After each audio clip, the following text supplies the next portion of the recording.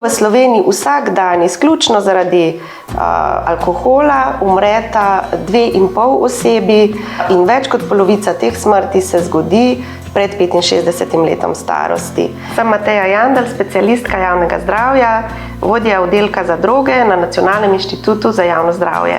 V Sloveniji več kot polovica, 55% odraslih, pije škodljivo ali tvegano. Porabimo vsaj 105 milijonov evrov letno ali 3% vseh izdatkov za zdravstvo zaradi škode, ki jo povzroča pitje alkohola. Alkoholne pijače je Mednarodna agencija za raziskovanje raka uvrstila v prvo skupino rakotvornih snovi. In to pomeni, da obstajajo prepričljivi dokazi, da je pitje alkohola rakotvorno pri ljudeh in da več alkohola kot oseba popije, večje ima tveganje za nastanek raka. Je z pitjem alkohola povezanih vsaj 7 vrst raka, to je do sedaj že dokazano.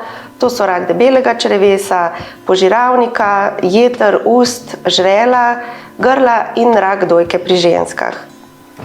V Sloveniji je letno vsaj 400 novih primerov raka neposredno povezanih s pitjem alkoholnih pijač. In to pomeni, v letu 2020 je bilo to kar 4% vseh na novo odkritih primerov raka v Sloveniji.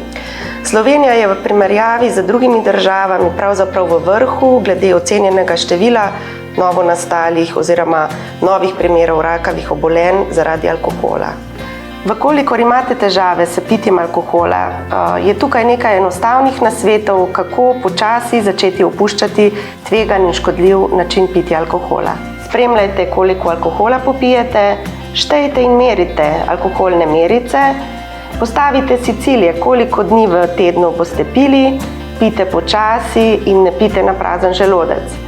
Čas napolnite z nekimi novimi aktivnostmi in se izogibajte sprožilcem, ki bi vas navedli k pitju alkohola. In na koncu, verjetno zelo pomembno je, naučite se reči ne. Informacije, ki vam bodo v pomoč, lahko najdete na spletni strani Nacionalnega inštituta za javno zdravje in SOPA, skupaj za odgovoren odnos do pitja alkohola. Na tej spletni strani lahko izpolnite anketo oziroma samoocenjevalni test, kakšen vzorec pitja alkohola imate, in na voljo je tudi spletni svetovalec. Za pomoč ali pa, ko želite podpreti nekoga, ki pa ima težave z pitjem alkohola, pa so tukaj tudi tako imenovane smernice, prva pomoč pri pitju alkohola. Po celi Sloveniji so v najbližjem zdravstvenem domu centri za krepitev zdravja, zdravstveno-vzgojni centri, kjer se izvaja svetovanje za opuščanje tveganega in škodljivega pitja alkohola.